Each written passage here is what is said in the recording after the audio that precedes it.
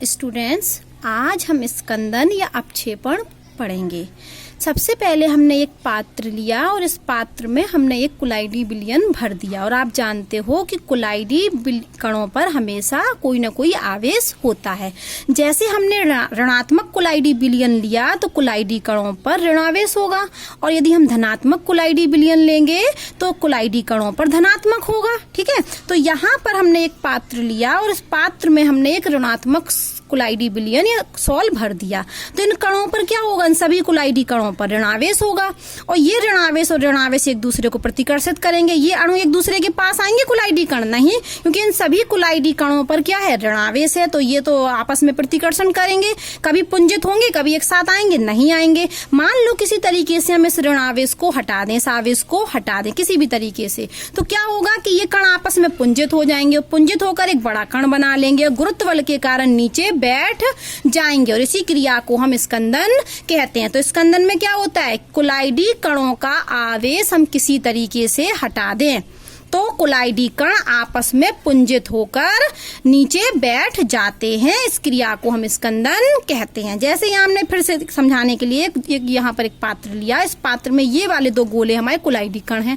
इन कुलाइडी कणों पर क्या है? ऋणात्मक है। क्या है? ऋणात्मक। इन ऋणात्मक को हम क्या करें? आवेश को हटा दें तो ये दोनों कुलाइडी कण आपस में एक बड़ा कण बनाकर नीचे बैठ जाएगा और अपक्षेप बना लेगा। इसी क्रिया को हम अपक्षेपण कहते हैं। देखिए, द्रव रागी सॉल का जो स्थायित्व होता है वो किस वजह से होता है? आवेश के कारण। और किसी वजह से हम इस आवेश को ही हटा दें। यदि किसी प्रकार हम आवेश को हटा दिया जाए तो कण एक दूसरे के समीप आकर पुंजित होकर गुरुत्व बल के कारण नीचे बैठ जाएंगे। कुलाइडी कणों के नीचे बैठ जाने के प्रक्रम को या सॉल को का स्कंदन कहते हैं। ये तो मैं बोल रही हूँ कि कुलाइडी कणों पर कुछ ना कुछ आवेश होता है, या तो ऋणावेश होगा या धनावेश होगा।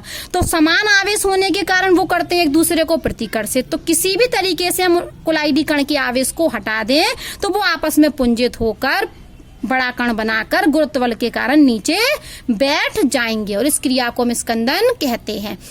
अब कुलाइडी विलयन दो प्रकार के, द्रव रागी कुलाइडी विलयन और द्रव विरागी कुलाइडी विलयन। तो अब हम पढ़ते हैं द्रव रागी कुलाइडी विलयन का स्कंदन करने की विधि। आप समझ गए स्कंदन कैसे होगा? यदि हम कुलाइडी कणों का आवेश हटा दें तो इन विधियों में भी हम क्या करेंगे? कुलाइडी कणों का आवेश को हटाएंगे। तो सबसे पहले हम पढ़ते हैं द्रव रागी, या द्रव रागी को बोलते हैं द्रव स्नेही, द्रव को स्नेह करने वाले। तो द्रव स्नेही सॉल का स्कंदन निम्नलिखित विधियों से किया जाता है। 4 विधियां हैं।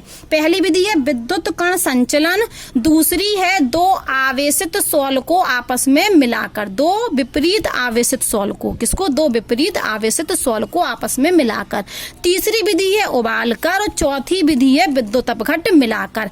तो इन 4 विधियों की सहायता से हम द्रव रागी सॉल का स्कंदन करते हैं। द्रव विरागी सॉल का स्कंदन अलग विधियों से होता है। तो आज हम द्रव रागी अर्थात द्रव स्नेही सॉल का स्कंदन की 4 विधियां पढ़ेंगे। पहली विधि विद्युत कण संचलन द्वारा। आप जानते हैं कण संचलन का अर्थ, कण संचलन का अर्थ क्या है? कणों का संचलन, कणों की गति। किसकी वजह से? विद्युत की वजह से। यदि विद्युत की वजह से कण गति करने लगे तो इस क्रिया को विद्युत कण संचलन कहते हैं। सबसे पहले यहाँ हमने एक यूट्यूब नली ली। ये क्या ली? यूट्यूब नली। और इस नली में हमने कुलाइडी विलयन भर दिया। ठीक है, अब कुलाइडी विलयन हमने यहाँ मान लिया कि हमने कैसा कुलाइडी विलयन लिया? ऋण आवेशित कुलाइडी विलयन लिया। तो जब हमने ऋण आवेशित कुलाइडी विलयन लिया तो इन कुलाइडी कणों पर ऋणावेश होगा। ठीक है, अगर धनात्मक कुलाइडी विलयन लेंगे तो इन कुलाइडी कणों पर धनात्मक होगा। तो यहाँ हमने मान लिया कि ऋण आवेशित कुलाइडी विलयन लिया तो इन कणों पर ऋणावेश है, इन कुलाइडी कणों पर ऋणावेश है। तो जैसे ही हम विद्युत क्षेत्र लगाएंगे तो क्या होगा कि ये ऋण आवेश किस ओर गति करने लगेंगे? ऋण इलेक्ट्रोड की ओर कि धन इलेक्ट्रोड की ओर? आप बताइए, कण कैसा है? ऋण आवेश। तो कहाँ गति करेगा विद्युत क्षेत्र लगाने पर? ऋण की तरफ कि धन की तरफ?